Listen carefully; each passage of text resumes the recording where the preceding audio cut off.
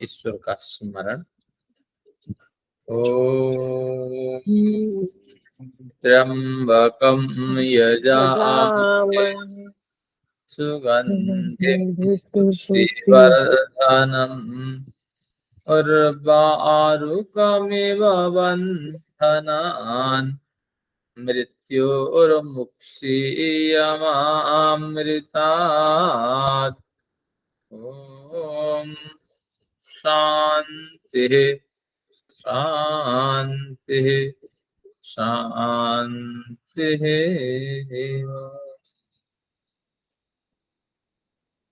परम पिता परमात्मा को नमन, आप सभी लोगों को अभिवादन। गीता की कक्षा तृतीय अध्याय पर चल रही है। 18 मंत्रों तक हमने स्वाध्याय कर लिया है और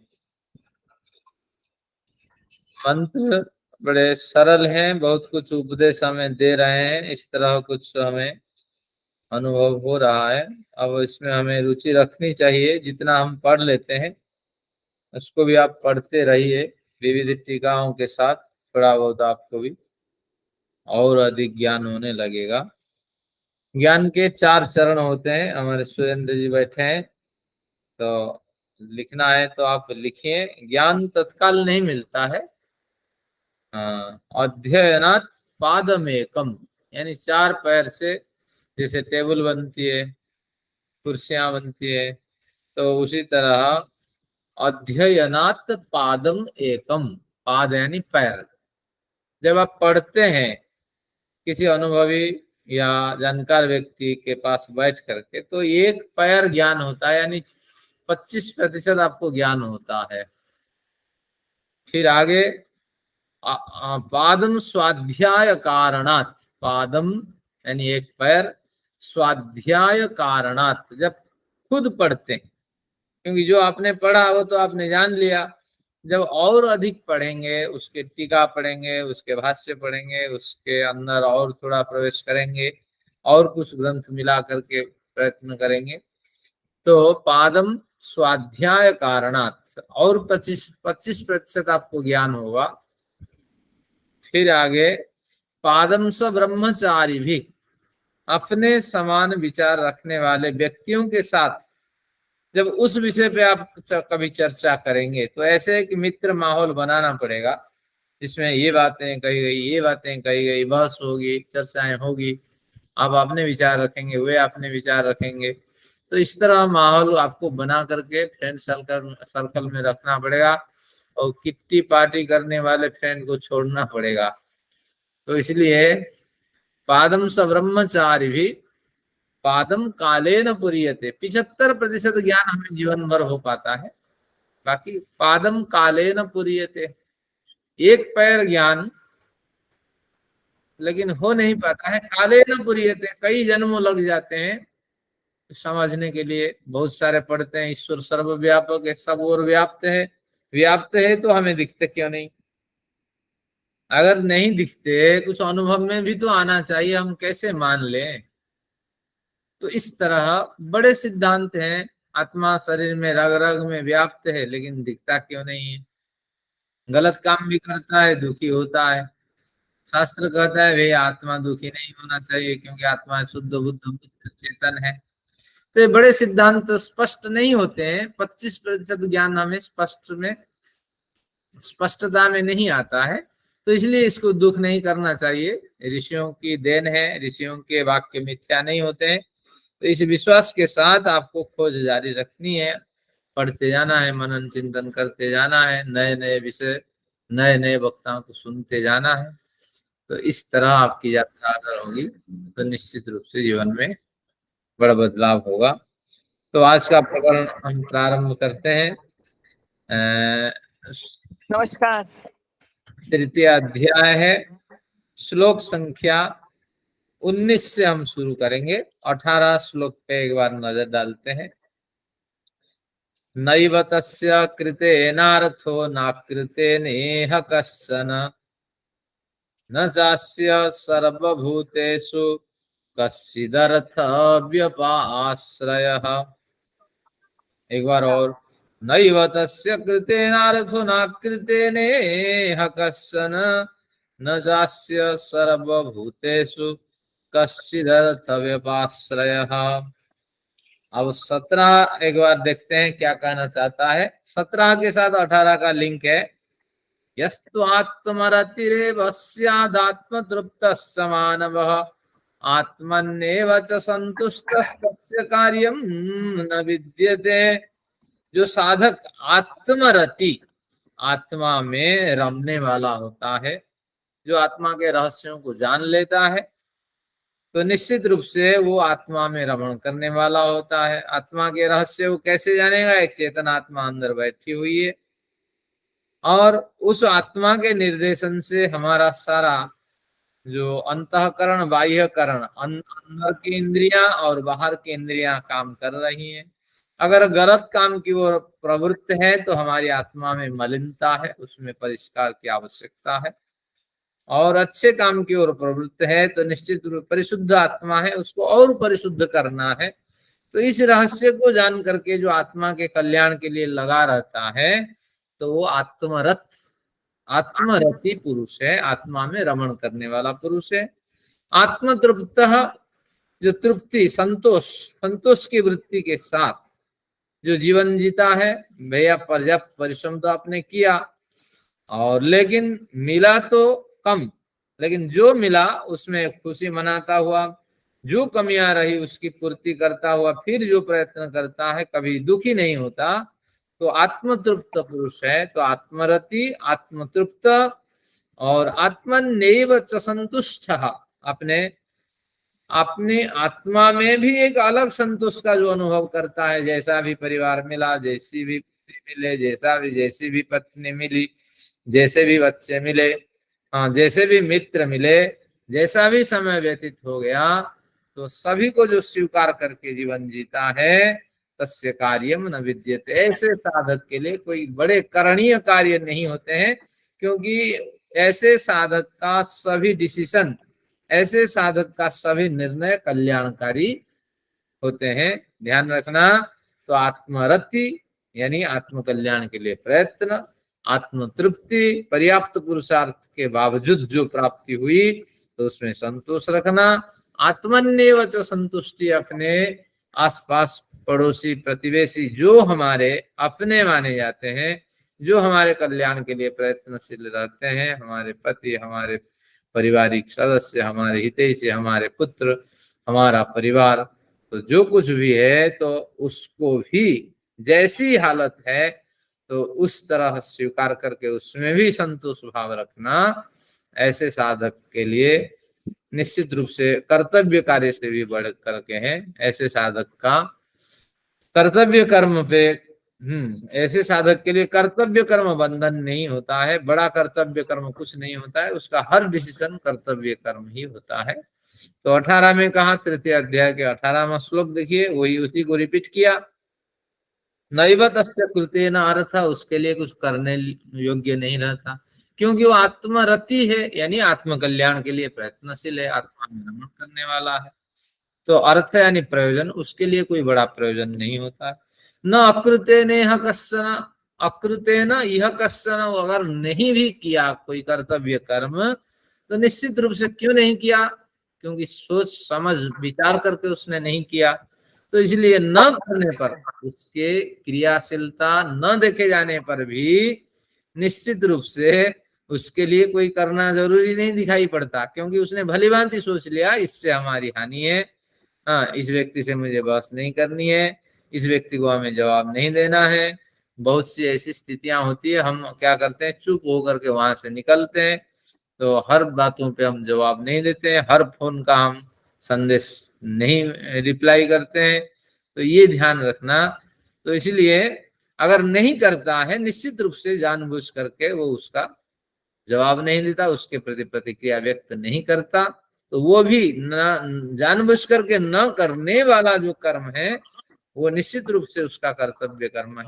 न चास्य सर्वभूतेषु, भूत यानी प्राणी, किसी भी प्राणी में, सभी प्राणियों में वा कश्चिद अर्थ व्यपाश्रय, कोई उसके लिए व्यपाश्रय, विशेष रूप से अपाश्रय, करने योग्य कर्म कुछ भी नहीं रहता, क्योंकि सभी प्राणियों को प्रेम से श्रद्धा से देखता है और सभी में ईश्वर का दर्शन करता है।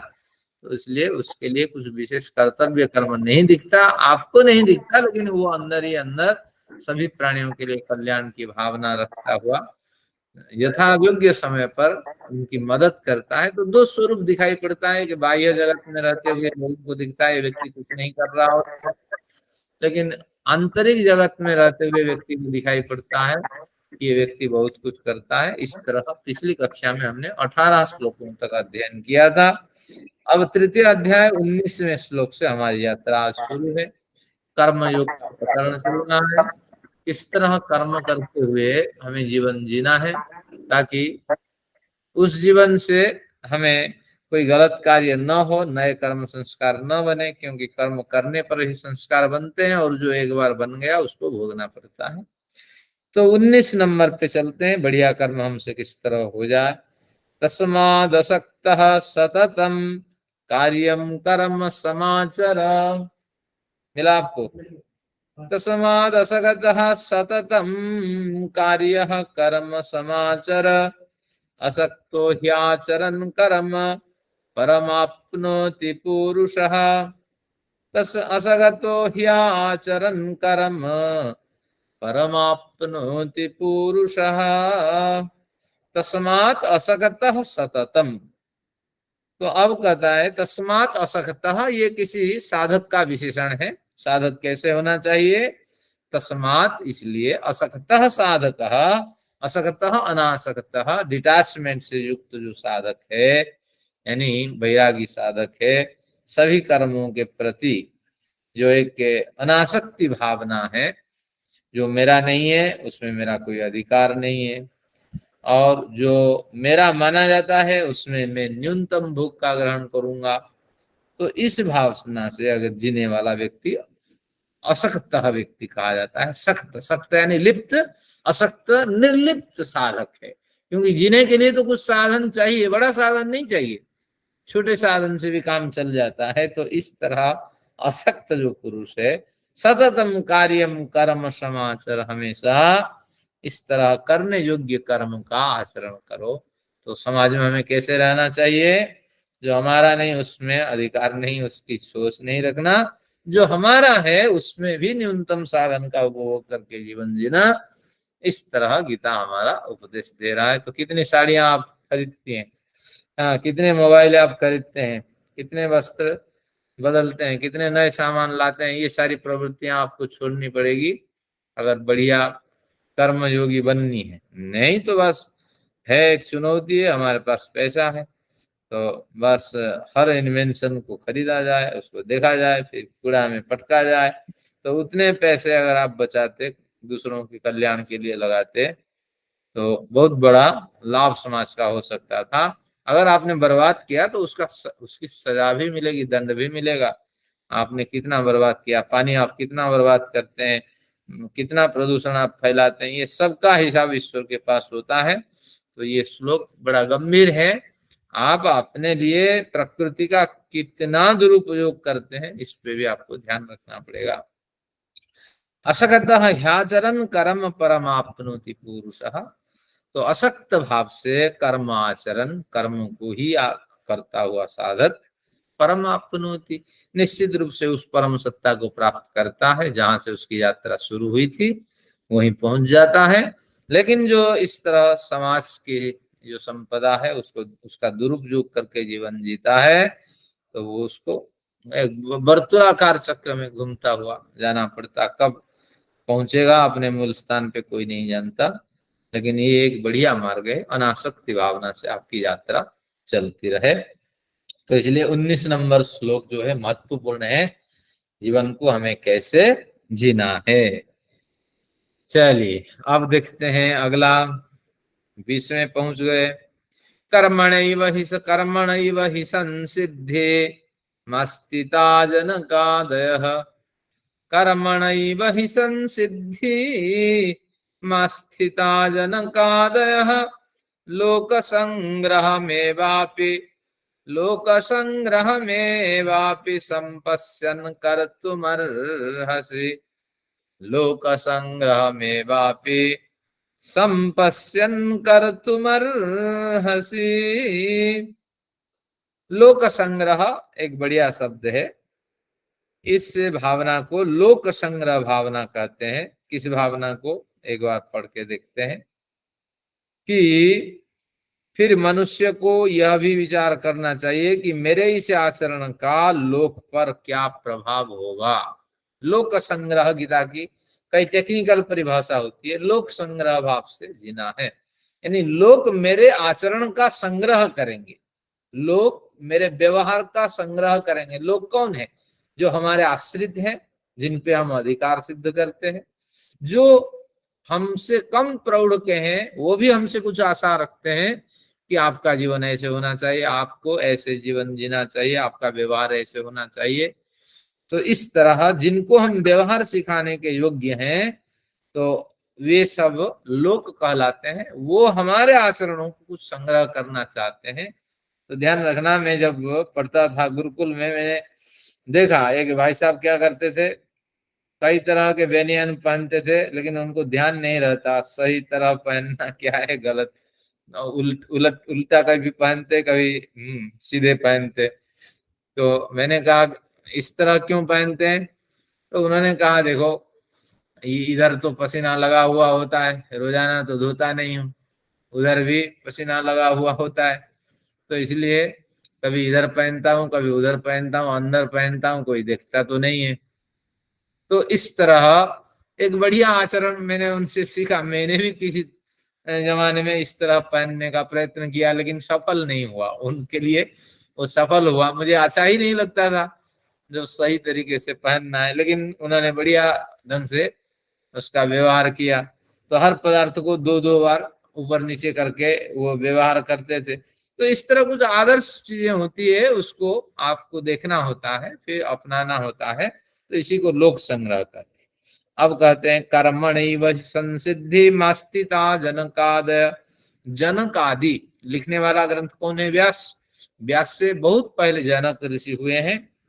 जनक ऋषि के राजा थे, विद्वान भी थे, साथ में खेती भी करते थे। और अब इसलिए तो सीता उनकी कहलाती थी। खेती करते हुए जमीन से निकली, ये बात नहीं है। तो सीता का मतलब है जो हल करने का साधन होता है, तो उस साधन से जो फावड़ा होता है, लोहे का एक फाल लगा होता है, उससे जो सिरा बनाया जाता है, उसको सीता कहते हैं। तात्पर्य ये हुआ, अगर सीता का वास्तविक अर्थ किया जाए, जो पौराणिकों ने किया तो गलत किया है। सीता का मतलब लंगल में लगने वाले फाल से खींची गई रेखा। तो सीता भी मदद करती थी कृषि कार्य में जनक को। तो कृषि कार्य में ज्यादा मदद करने के कारण इसका नाम सीता पड़ गया है।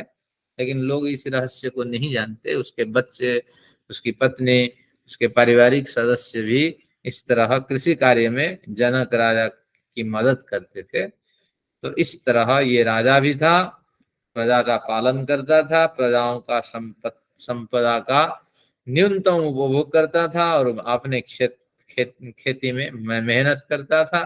तो इस तरह व्यास जी के लिए आदर्श व्यक्ति थे। तो व्यास जी किन किन विद्वानों के नाम लिए हैं, इस तरह गीता में अगर एक खोज की जाए तो बड़े व्यक्तियों के नाम उन्होंने लिया है। आगे कहेगा विवस्वान मनु वेप्राह मनु इक्ष्वा कवेब्रवीत। एक विवस्वान की बात होगी, मनु होगी, पृथु होगी, नारद होगी, असित देवल अभ्यास स्वयं सैव ब्रवी। इसी में असित देवल, इस तरह बड़े व्यक्तियों के नाम आएंगे। कुछ लोग करते होंगे खोज, लेकिन ये एक बढ़िया विषय है। गीत व्यास से पूर्ववर्ती कितने संत रहे हैं, व्यास के पूर्ववर्ती महापुरुष, इस तरह खोज होनी चाहिए। हम लोग करते हैं पाणिनि के पूर्ववर्ती आचार्य कौन है, यास्क के पूर्ववर्ती आचार्य कौन है, इस तरह खोज की आवश्यकता है। और जो इसको पढ़ता है, पढ़ाता है, उसी के दिमाग में विचार आता है। तो व्यास के लिए आदर्श व्यक्ति जनक थे। तो क्या कहते हैं? कर्मणा एव ही संसिद्धि। कर्म के द्वारा ही जनक आदि जो ऋषि रहे, उन्होंने बड़ी सफलता प्राप्त की है, साधना भी की, और कर्म भी किया लेकिन कभी भी जीवन को आरामदायक नहीं बनाया। तो इस तरह आपको जीवन भी जीना चाहिए। लोक संग्रह में वापि संपश्यन कर तुम अर्हसी, तुम अर्हसी संपश्यन, लोग आपको देख रहे हैं तो संपश्यन, इस तरह देखने वाले लोगों को भली भांति देखते हुए तुम्हें भी कुछ लोक संग्रह परक कार्य करना चाहिए कि आपके आचरण को लोक संग्रह करके रखें, आपके आचरण का अनुकरण लोग करें। तो इस भावना से आपको कर्म करना चाहिए, लेकिन ऐसा नहीं कि आप ही हमेशा दूसरों की नकल करते रहो, आपके पास मौलिकता कुछ ना हो। तो सबसे बढ़िया ढंग आप विकसित करें और बढ़िया अनुभव प्राप्त करें और लोक संग्रह के लिए हमेशा कर्म करने की कोशिश करें। ये एक नई जानकारी दी। हम वहीं बैठते हैं, हम वही सोते हैं और हम वही खाना खाते हैं। जिन जिन पदार्थों से हमारा संबंध है उन पदार्थों को हम ऐसे कलात्मक ढंग से उपभोग करें और उनके रहस्य बारीकियों के बारे में जानकारी प्राप्त करें और दूसरों को बताएं, ताकि हम लोक संग्रह के स्तर में आ जाएं, यानी लोग हमारी बात सुन करके आचरण में उनको उतारें और लाभ पहुंचाएं। तो इस तरह ये पंक्ति भी महत्वपूर्ण पंक्ति है। जनक का स्मरण किया गया, लोक संग्रह की बात की गई।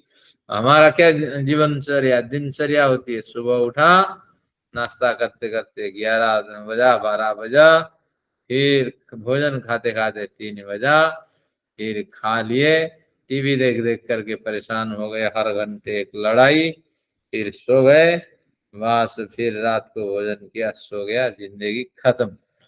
ये हमारी दिनचर्या। लेकिन शास्त्र कहता है कि मुझे बड़ी उम्मीद है, आप बड़े कार्य करो, तो समाज को दे के जाओ। तो इसको पढ़ेंगे जो लोग, वही ही प्रयत्नशील रहेंगे अपने जीवन को भली भांति जीने के लिए। आइए 21 नंबर पढ़ते हैं श्लोक।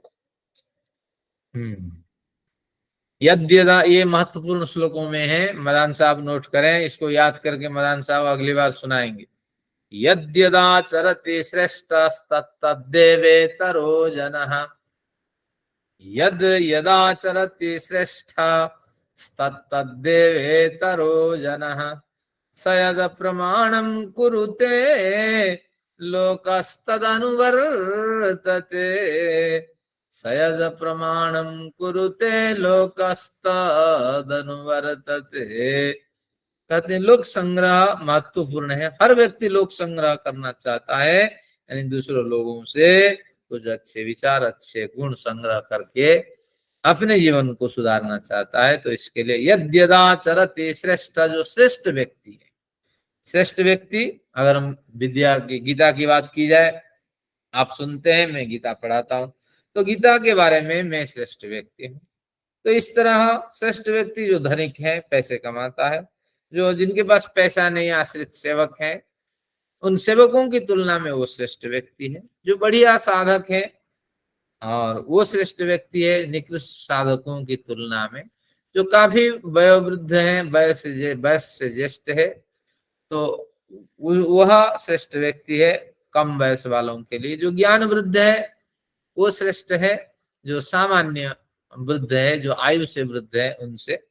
तो इस तरह श्रेष्ठ की आप परिभाषा कई तरह की कर लेना, ज्ञान वृद्ध, वय वृद्ध, धन वृद्ध और अनुभव वृद्ध इत्यादि हिसाब से श्रेष्ठता होती है। तो अभी आप श्रेष्ठ हैं क्योंकि आप वयोज्येष्ठ हैं और मैं निकृष्ट श्रेष्ठ हूँ। और ज्ञान वृद्ध की बात करें, मैं श्रेष्ठ हूँ और आप निकृष्ट स्तर के हैं। तो इस तरह श्रेष्ठ का मतलब है कि विविध परिस्थितियों से जो श्रेष्ठ दिखाई पड़ता है। यद यद आचरति, वो जैसा आचरण करता है, देवेतरो जना, और उस देवतुल्य श्रेष्ठ व्यक्ति के आचरण से प्रभावित होकर के देवेतर जन, यानी जो इतर लोग होते हैं, स यद प्रमाणम कुरुते, वो इतर जन उसी तरह आचरण करते हैं। क्योंकि बड़ा जैसे आचरण करेगा श्रेष्ठ, छोटा तो ऐसा ही आचरण करेगा ना। तो इसलिए यद्यदाचरति श्रेष्ठ तत्तद्देवेतरो जनः, सयत प्रमाणम कुरुते, वो जिसको प्रमाणिक मानता है, प्रामाणिक मानता है, जिसको प्रमाण से सिद्ध कर देता है, ये बिल्कुल सही है। ये गलत है। लोग तद अनुवर्तते, लोग उसका अनुवर्तन करते हैं, लोग उसके पीछे पीछे चलते हैं। तो ये लोक संग्रह का एक स्वरूप है। तो निश्चित रूप से आप किसी न किसी स्तर में श्रेष्ठ माने जाते हैं बच्चों की तुलना में। और कुछ नहीं तो जो दलित दलित है, घृणित है, शोषित वर्ग है, उनकी तुलना में तो आप श्रेष्ठ हैं। तो हर व्यक्ति में दो पहलू होते हैं, श्रेष्ठ और अश्रेष्ठ। तो आप अपने को श्रेष्ठ माने, और आप जैसे आचरण करेंगे आपके अनुयायी लोग ऐसा ही आचरण करेंगे। तो इस बात का भी ध्यान रखें, कोई टिप्पणी न करें। सयत प्रमाणम कुरुते लोकस्तद अनुवर्तते, वो जैसा प्रमाण करता है लोक उसका आचरण करता है। तो एक अवश्य अवसर देना चाहिए आपको कि लोग आपका आचरण करें, और आप जैसे अनुकरणीय व्यक्ति समाज को चाहिए। लेकिन आप चोरी करेंगे, लोग कोई आपको पसंद नहीं करेगा, सब आपकी बुराई करेंगे, आपका साथ छोड़ देंगे। आप झूठ बोलेंगे और आप दूसरों की हत्या करेंगे, गलत कार्यों में लिप्त रहेंगे, तो आप आचरणीय व्यक्ति नहीं होंगे, तो आप निंदित व्यक्ति होंगे और समाज में आपकी प्रतिष्ठा गिरेगी। साथ में आप अविश्वसनीय स्थिति में जीवन जिएंगे, और कोई ऐसा व्यक्ति होगा जो आपकी हत्या भी कर देगा। तो इस तरह स्थिति से आप बचें, और इस श्लोक को याद रखिए, हम श्रेष्ठ व्यक्ति हैं, हमारे आचरण दूसरे अनुकरण करें, इस ढंग से हमें कार्य करना चाहिए। आगे देखते हैं 22। न मे पार्थास्ति कर्तव्यम त्रिषु लोकेषु किंचन। इसमें 21 में एक बात याद आ रही है। कॉलेज में पढ़ाते वक्त के प्रोफेसर हुआ करते थे विंध्येश्वर प्रसाद हिमांशु हमारे। तो 5 मिनट पहले वो अपनी कक्षा जहाँ होती है वो वहां पहुंच जाते थे पुस्तक लेकर के, और जो भी अध्यापक पढ़ा रहे होते हैं वो उस दरवाजे पे और उस कैंपस में चक्कर लगाना शुरू करते थे ताकि मुझे सही समय पर एंट्री मिल जाए।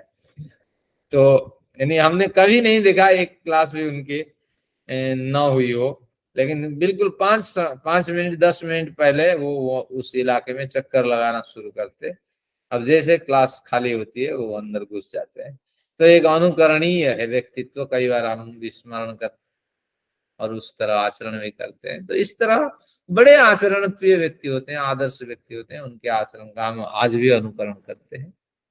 चलिए अब देखते हैं।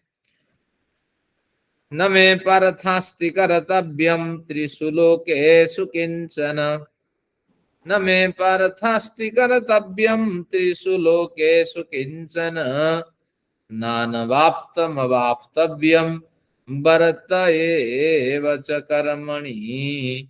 नानवाप्तमवाप्तव्यम भरत एव च कर्मणि। इसमें क्या कहा कि कृष्ण कह रहे हैं अर्जुन, देखो मैं निरंतर कर्म करता रहता हूं। उसको व्यास की शब्दावली में बदल दें। व्यास की शब्दावली में बदल दें, इसका अर्थ है व्यास कहना चाहते हैं कि देखो ईश्वर निरंतर कर्मशील बना रहता है, ईश्वर को कर्म करने की कोई जरूरत नहीं है। ये भी एक महत्वपूर्ण श्लोकों में से एक है। तो ईश्वर कर्म न करे तो कोई उसको डांटने वाला थोड़ी है, कोई उस पर आरोप लगाने वाला थोड़ी है।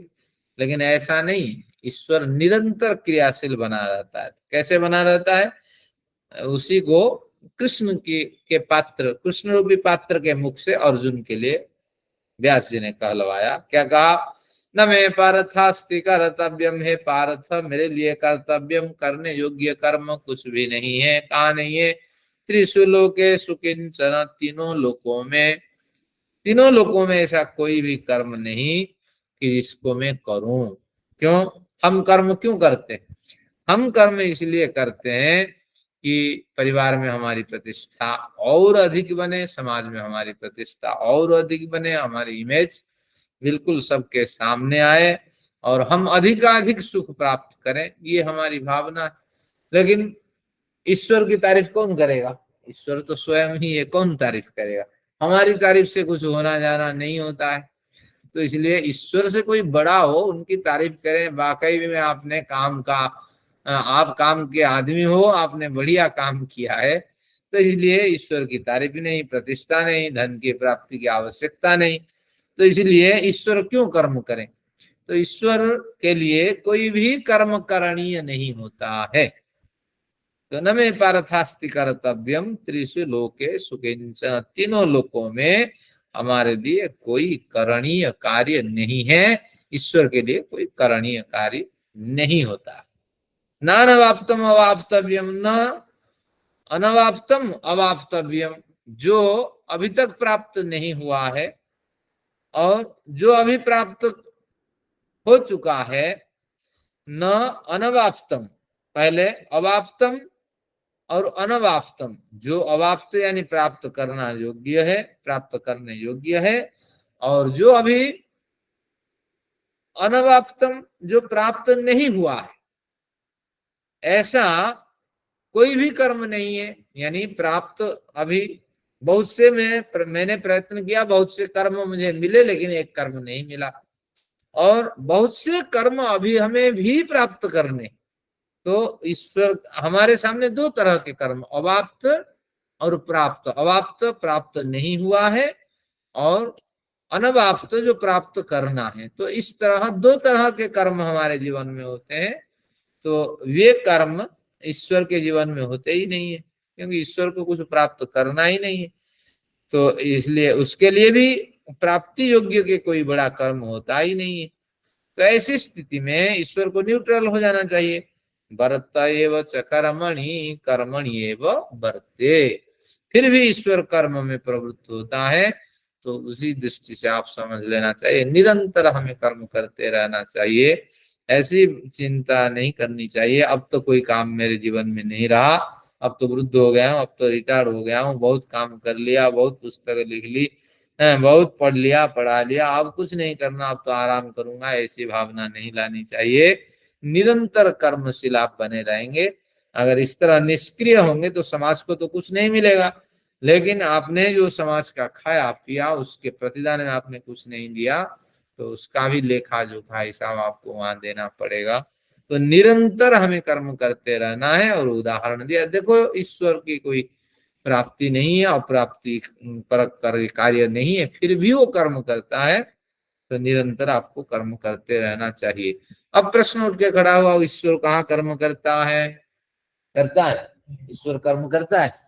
कैसे कर्म करता है? ऐसा कोई भी क्षण नहीं है ईश्वर तीन कार्य न करता हो। किसी को न मारता हो, किसी का पालन न करता हो, किसको पैदा नहीं करवाता हो, ऐसा कोई भी क्षण नहीं। उसके दिमाग में सुपर कंप्यूटर लगा हुआ है। हाँ, तो हर पल तो ईश्वर सक्रिय है, हजारों अरबों खरबों को एक माइक्रो सेकंड में पैदा करता है, और एक माइक्रो सेकंड में मारता है, और एक माइक्रो सेकंड में बढ़िया बढ़िया पदार्थ उपलब्ध कराता है।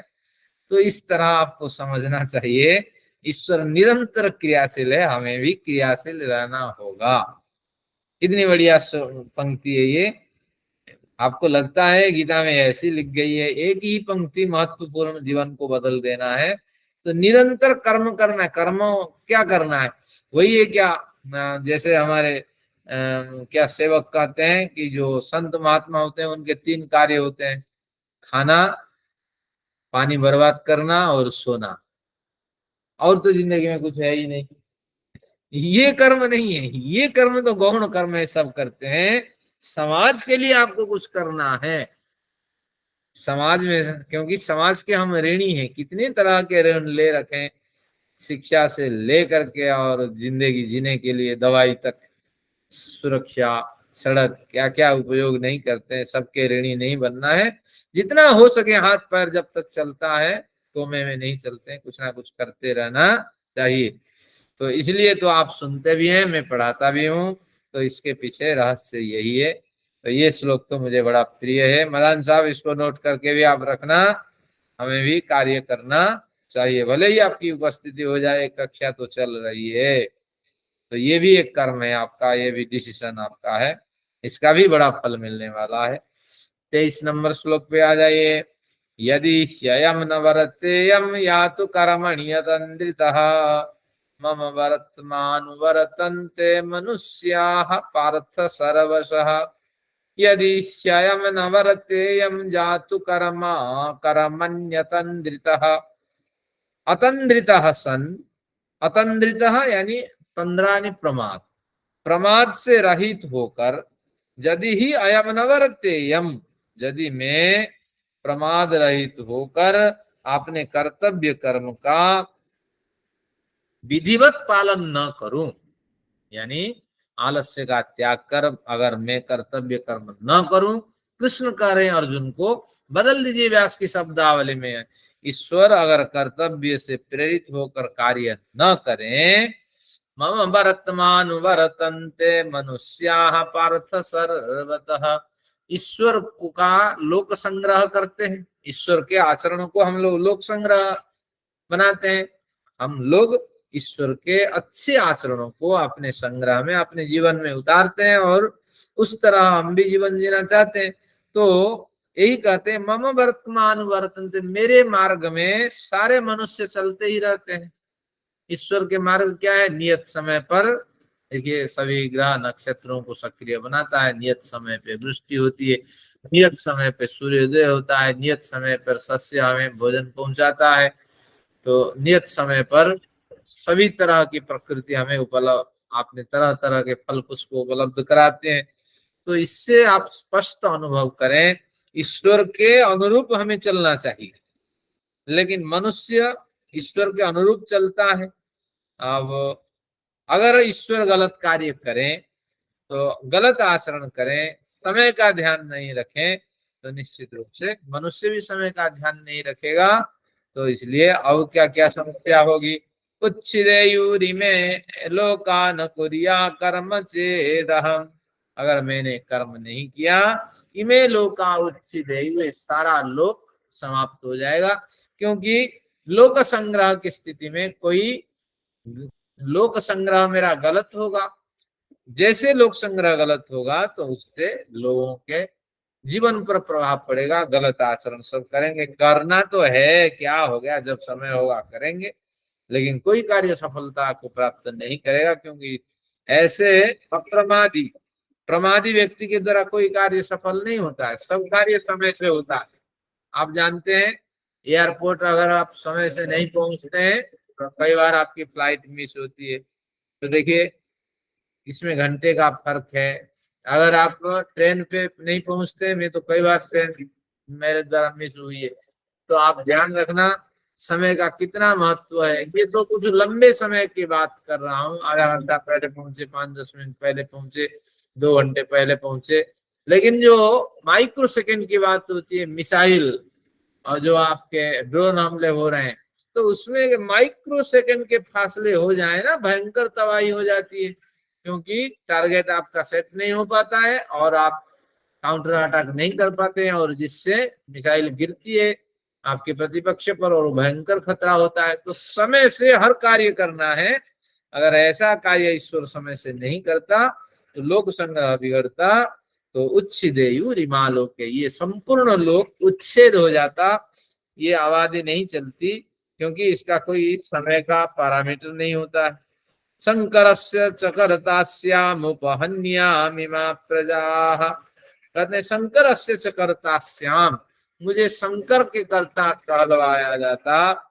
यानी लोगों के सामने मुझे आश्रम शंकर कहते क्योंकि जिस कार्य को मुझे करना चाहिए था मैंने नहीं किया जब नहीं करते एक ब्राह्मण को क्या कार्य करना चाहिए अध्ययन अध्यापन यजन याजन दान प्रतिग्रह अगर ब्राह्मण इन कार्यों को न करके जूता सिलाई करे और दुकान खोल के बैठे तो निश्चित रूप से वो वर्ण संकर कहलाएगा क्योंकि उसका जो कार्य है उसने नहीं किया पढ़ा लिखा वर्ग का व्यक्ति है और दुकान चला करके वो हिसाब लगाता है 250 ग्राम का इतना पैसा 1 किलो का इतना पैसा तो निश्चित रूप से उसको वर्ण संकर हम कहते हैं तो इसी तरह शंकर से कर्ता श्याम में भी शंकर का कर्ता माना जाता वर्ण संकर का कर्ता माना जाता धर्म भ्रष्ट माना जाता समय के अनुपालन नहीं करने वाला माना जाता फिर उपहन्यामिमा प्रजा ये जो सारी प्रजाएं हैं निश्चित रूप से सारी प्रजा की मैं हत्या कब से कर चुका होता, क्योंकि प्रजा पालन संभव ही नहीं होता। समय पर आप खेती में बीज बोते, समय पर वृष्टि ही नहीं होती, समय पे सूर्य ही नहीं उदय होता, तो आपके वनस्पतियां फलती फलती नहीं होती। तो सभी कुछ आपके 24 घंटे के मोमेंटम के हिसाब से होता है। अगर थोड़ा मोमेंटम इधर उधर हो तो जैसे कई तरह की परेशानियां होती है। जैसे संडे को ज्यादा तरह परेशानियां मैं देखता हूँ लोगों में होती है, क्योंकि सो जाते हैं थोड़ा ज्यादा संडे को, आज बड़ा कहाँ संडे सो जाओ।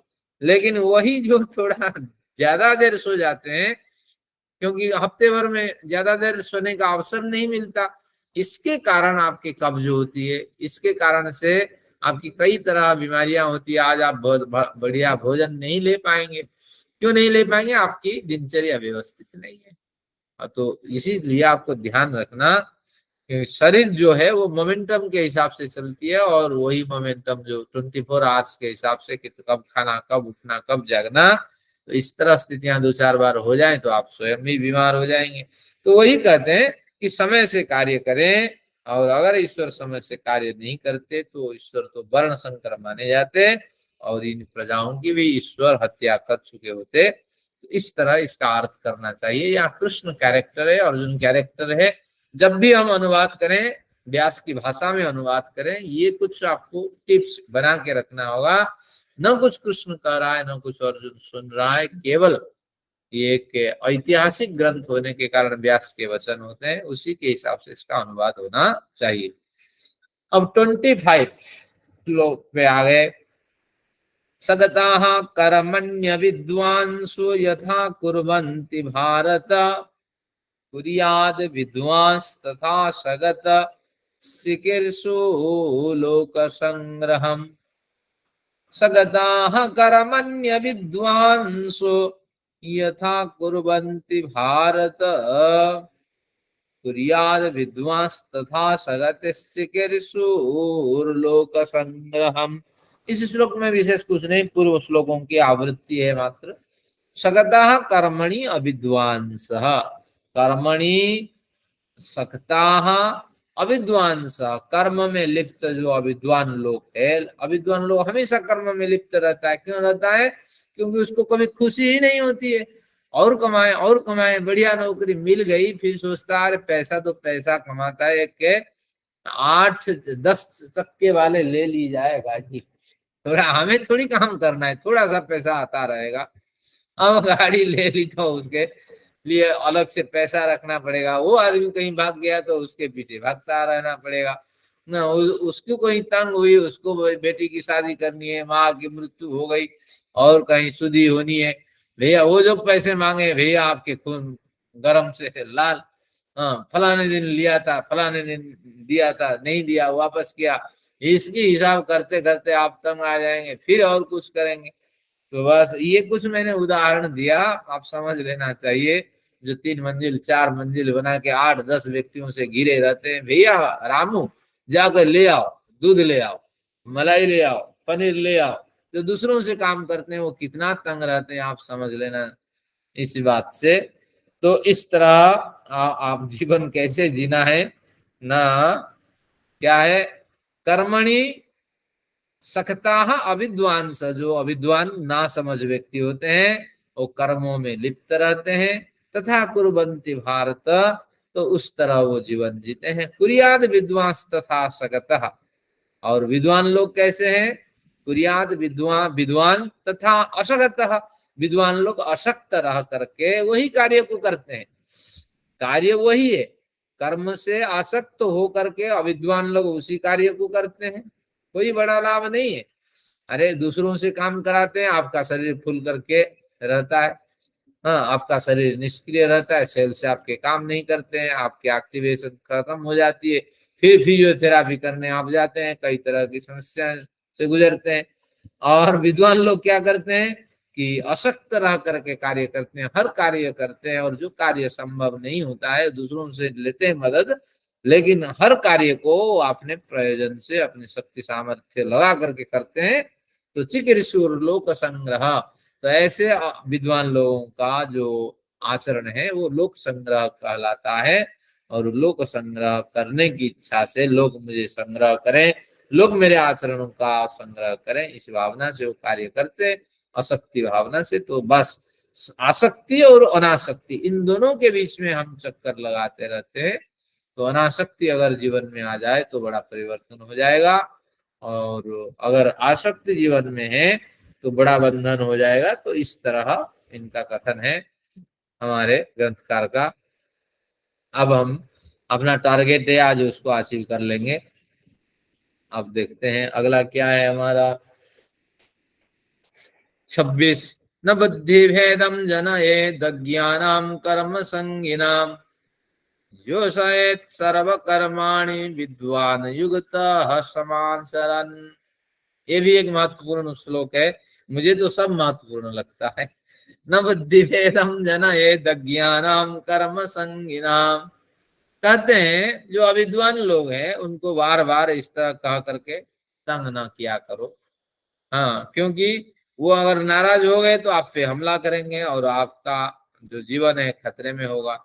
तो न बुद्धि भेदम जनायत, उनके बुद्धि में भेद मत उत्पन्न करो। बकरी को काट करके दुकान में लटका करके कमाने वाले व्यक्ति के पास जाके कहो कि भैया तुम बकरी को काटते हो, तुम भी इस तरह काटे जाओगे।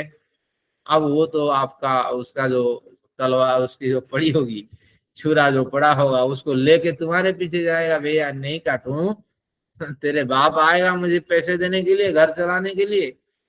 हाँ, तो इसको काट करके देखो, मैंने इतना मकान बनाया, हाँ इतने फ्लोर बनाया, बेटे को फलाना पढ़ाया, हाँ तो मेरे घर का खर्चा इतना है, तो कहाँ से मैं निकालूं। तो इसलिए शास्त्रकार भी कहते हैं कि रहस्य जानो, सत्य और असत्य में क्या भेद है। न बुद्धि भेदम जनायत, उनकी बुद्धि में भेद उत्पन्न मत करो।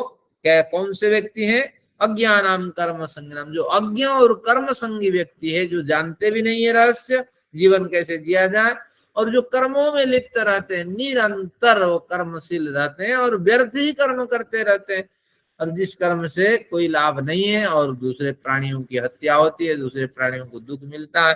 तो ऐसे कर्मों में जो हमेशा लगे रहते हैं और अपने शरीर का भी नुकसान करते हैं। जरा सोचिए कि व्यापारी कितना बड़ा नुकसान उठाता है। सुबह नहा धो के चला जाता है, वहीं बैठ करके कुछ ना कुछ खाता रहता है, पैसे की तो कमी नहीं है, शरीर फूलता है, पेट फूलता है, सेल्स फूलते हैं, कुछ भी नहीं है, वो बैठ बैठ करके बड़ा कष्ट पाता है, और फिर शाम को थका मांदा आता है, हाँ, और फिर खाना खा के सो जाता है। तो देखिए, तो ये जो कर्म है कर्म संज्ञानम अज्ञानम, अज्ञ व्यक्ति है। और जो ज्ञानी व्यक्ति है वो समय पे उठता है, समय पे स्वाध्याय करता है, ईश्वर चिंतन करता है, समय पे अध्ययन करता है, समय पे पढ़ाता है, हाँ, समय पे अपना कार्य समाप्त करके आता है, फिर व्यायाम करता है, फिर ईश्वर चिंतन करता है, स्मरण करता है, और ये न्याय पूर्वक सबके साथ विचार विनिमय करके फिर रात्रि में निद्रा जाता है। उसको सुखद निद्रा होती है।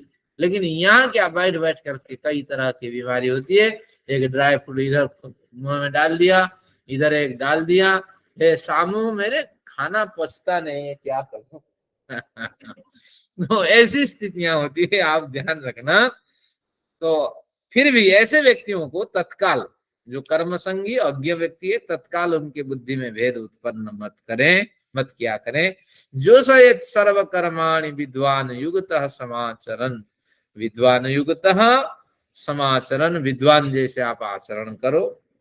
और सर्व कर्माणि जो सयत, समस्त कर्मों को आप बना करके उनके सामने आदर्श प्रस्तुत करो। और जैसे जैसे मौका आए, जब बीमार हो जाए वो व्यक्ति, भले ही अपने परिवार के व्यक्ति हो, जब मुसीबत के समय हो तो हित उपदेश उनको पहुंचाओ। देखो ऐसे जीवन जिया होता तो ऐसा होता, ऐसे जीवन हमें जीना चाहिए, ऐसे जीवन जीने के कारण देखो मेरा शरीर ऐसा है, मैं स्वस्थ हूँ, फलाना हूँ।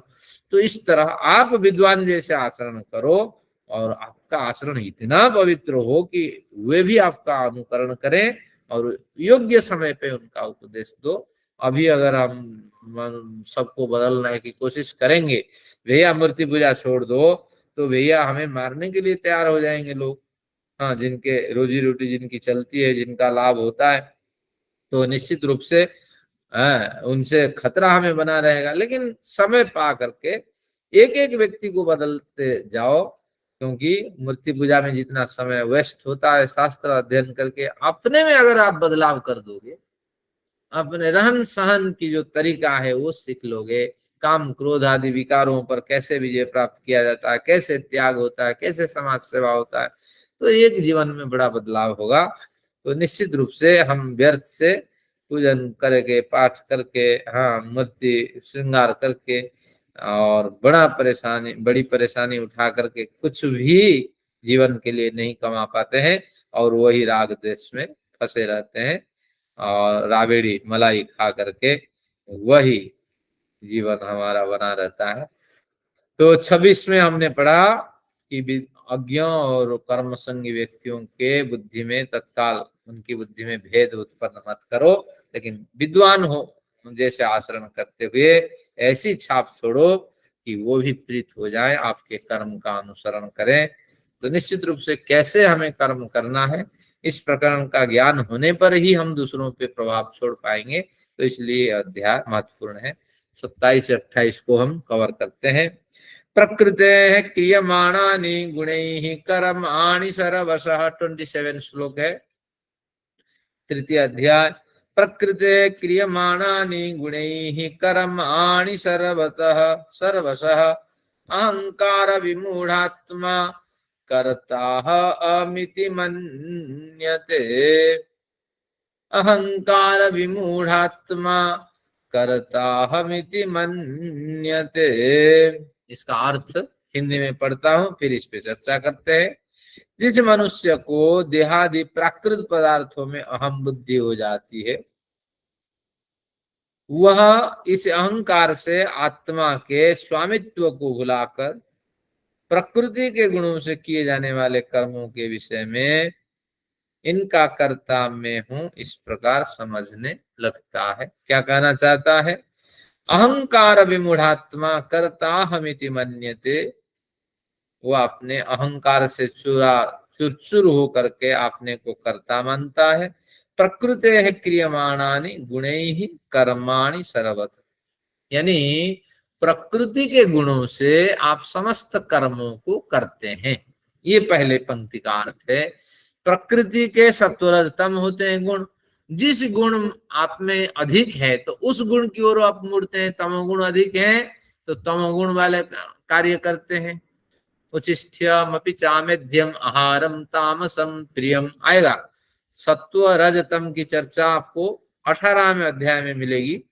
तो इस हिसाब से तामस व्यक्ति क्या क्या कार्य करता है? किसी की हत्या करता है, छल करता है, कपट करता है, हाँ उचिष्ठ अमेध्य पदार्थों का भोजन करता है, ये सब तामस व्यक्ति। तो बस, और जो सात्विक व्यक्ति है वो सत्व का देव द्विज गुरु प्राज्ञ पूजनम शौचम आर्जवम उत्तम कार्य करता है। और जो राजसिक व्यक्ति है वो व्यापार है और धन का बटोरना है, और कई तरह के इस तरह मध्यम धरण का कार्य करता है। 3 कार्य होते हैं, और आपके अंदर जिस गुण की अधिकता है उस गुण से प्रभावित होकर आपने कार्य किया और आपको सफलता मिली। निकृष्ट स्तर में आपकी यात्रा हुई तो वहां भी सफलता मिली, मध्यम स्तर में आपकी यात्रा हुई वहां भी सफलता मिली, उत्तम स्तर में सत्वगुण में यात्रा हुई, सफलता मिली। तो हर सफलता का कर्ता आप अपने को मानते हैं। अगर मैं गलत कार्य इस तरह नहीं किया होता तो आज इतने करोड़ का आदमी नहीं बनता, वाकई में मैं काम का आदमी, वाह। मैं अपने आप को तारीफ करता है। अहंकार विमूढ़ात्मा कर्ता हमिति मन्यते, निश्चित रूप से मैं अपने प्रयत्न जो किया उसके लिए जिम्मेदार हूं। मेरी बुद्धि बिल्कुल शार्प चलती है। तो इस तरह जब क्रेडिट लेने लगते हैं तो आप भूल जाते हैं कि प्रकृति आपके गुणों को भांप कर आपको कार्य दिया है, इसमें आपका कोई बड़ा योगदान नहीं है। ये प्रकृति का खेल है, प्रकृति आपको खेलवा रहा है। भले ही सत्वगुण से आप बड़े साधु बन गए, लेकिन मुक्ति पुरुष नहीं होंगे, क्योंकि प्रकृति के गुण जब छूटेंगे तब ना आप मुक्त पुरुष माने जाएंगे। सत्वगुण में आपको बांधने वाला, अगले बार फिर जन्म होगा, फिर माँ बाप के ऋणी होंगे, फिर समाज के ऋणी होंगे, फिर इस बार जो स्थिति है अगली बार और भी 10 कदम पीछे लुढ़क जाएंगे। तो इसलिए प्रकृति के गुणों से ऊपर उठने वाला वास्तविक रूप से धन्यवाद के पात्र होता है, लेकिन प्रकृति के गुणों से बंध करके किसी छोटी मोटी सफलता से युक्त होकर आप जो अपने को कर्ता मानते हैं, तो ये निश्चित रूप से गलत है, ये कहना चाहता है। तो ये 3 गुणों को समझो, और हाँ, इन तीनों गुणों को छोड़ के चले जाना है। एक बढ़िया उदाहरण है, वृद्धावस्था जब हो गई तो बढ़िया जीवन जीने वाला याज्ञवल्क्य ने कहा कि मैत्रेयी, अब आपके मेरे पास और भी कात्यायनी नामक एक पत्नी है, आप सभी आओ, बच्चे आओ, बैठो, और धन का बंटवारा करा देते हैं ताकि आप दोनों के बीच में विवाद न हो, बच्चों के बीच में विवाद न हो, और मैं चलता हूँ जंगल, हाँ, वानप्रस्थी लेने चलता हूँ। तो सबको हैरानी हुई, वानप्रस्थी की क्या जरूरत है, ऐसा भी तो काम वासना से हम दूर रहते हैं, सात्विक जीवन है, अब वन में जाके क्या करेंगे। तो उन्होंने कहा ये प्रकृति के संबंध भी हमें तोड़ना है, क्योंकि घर में रहना सात्विक वृत्ति के साथ रहना, सत्व गुण भी एक प्रकृति का बंधन है, वो जाल फैलाता है, भले ही इसमें फंसो, इसमें फंसो या इसमें फंसो।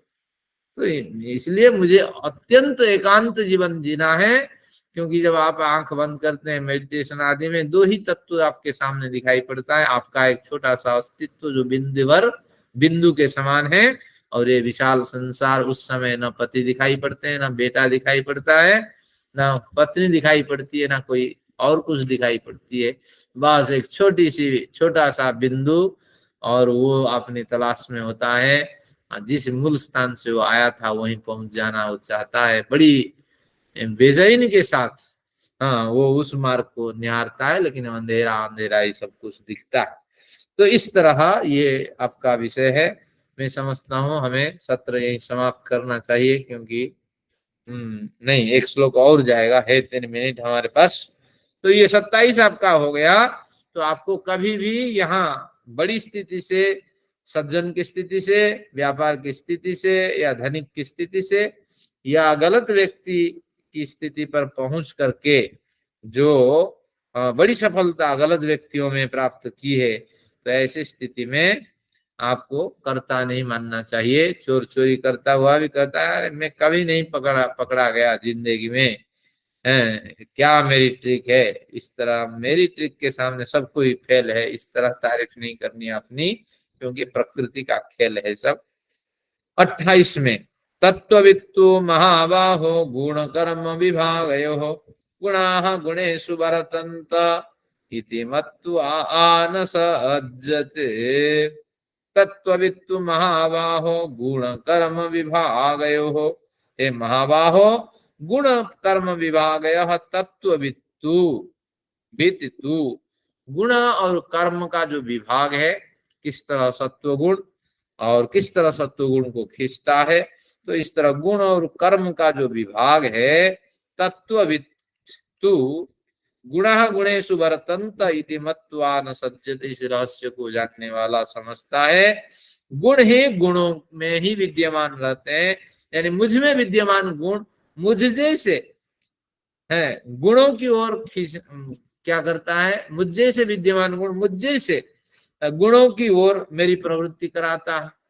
तो इसलिए इतिमत्वा न सज्जते, इसलिए वो इस गुणों के कार्यों में लिप्त नहीं होता, निर्गुण होने की कोशिश करता। अगर सज्जन आपको मिल गए, सत्संग मिल गया, बढ़िया साधु संत मिल गए, तो फिर भी आपको इसमें खुशी नहीं मनानी चाहिए, क्योंकि इस गुणातीत होने की हमें कोशिश करनी है। हमारे अंदर विद्यमान गुण ही हमारे दूरस्थ गुणों को खींचा। ऐसे कुछ मित्र मिले जो सत्व गुण के मित्र हैं, लेकिन वहां भी पहुंच करके आपको सोचना चाहिए, इस स्थिति से भी थोड़ा ऊपर उठना है। अपने को निस्संग, निर्मम, निरहंकार, ममता की भावना से हमें ऊपर उठना है, अहंकार की भावना से ऊपर उठना है। मैं अकेला आया था, अकेला चला जाऊंगा, और मेरा ही इस संसार में आना जाना, अकेला ही संबंध है। तो इस भावना से आपको उतरना है।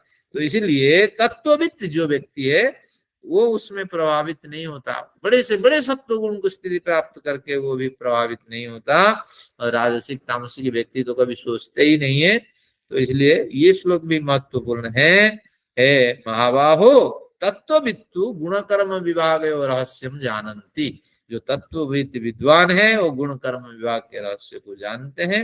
गुणा गुणेषु वर्तन्ते, जो गुण मेरे पास है वो आप दूरस्थ गुणों में जाकर के पहुंच जाते हैं, ऐसे फ्रेंड सर्कल बनाते हैं, ऐसे मित्र मिल जाते हैं। हाँ, मैंने थोड़ी आपकी तलाश की थी, लेकिन कुछ लोग मेरे साथ जुड़ गए। तो गुण जो है गुणों को खींचता है। तो इसलिए मैं अगर वाह भाई लूं, अरे मैं पढ़ाता हूँ, देखो कैसे लोग आकर के जुड़ते हैं, हाँ वाकई में विद्वान हो गया हूँ, तो इस तरह अगर मैं अपनी तारीफ करूं तो निश्चित रूप से मुझे वास्तविक ज्ञान नहीं है, मुझे तो इससे भी ऊपर उठना है। आप तो सब प्राप्त है, मुझे साधना के स्तर से और 10 कदम ऊपर उठना है। तो इति मत्वा न सज्जते, इस तरह जानने वाला विद्वान कभी भी आसक्ति से युक्त नहीं होता।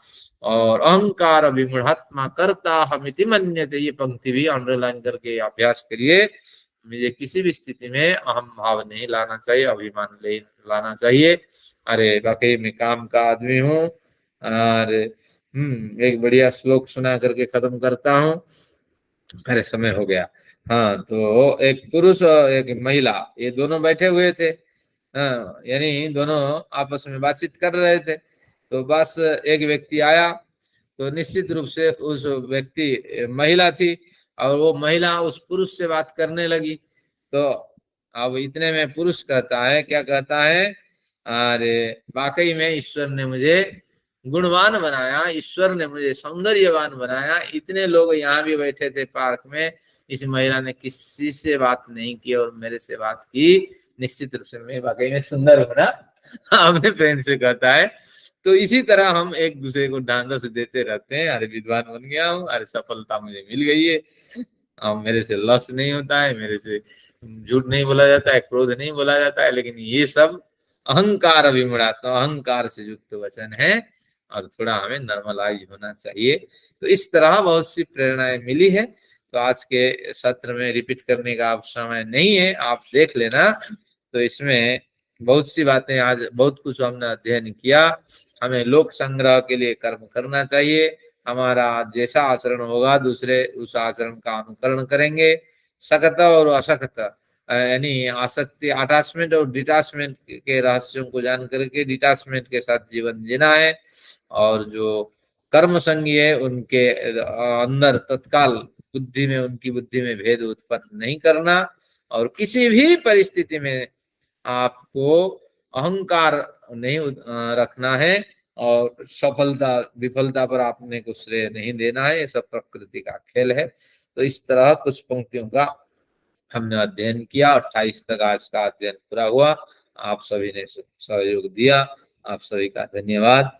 और ईश्वर करें आपको इन ज्ञानों में से कुछ मिल जाए। तो आज का सत्र यही समाप्त करता हूँ। पुनः आप सभी का धन्यवाद। और घर गृहस्थी के कार्य में आप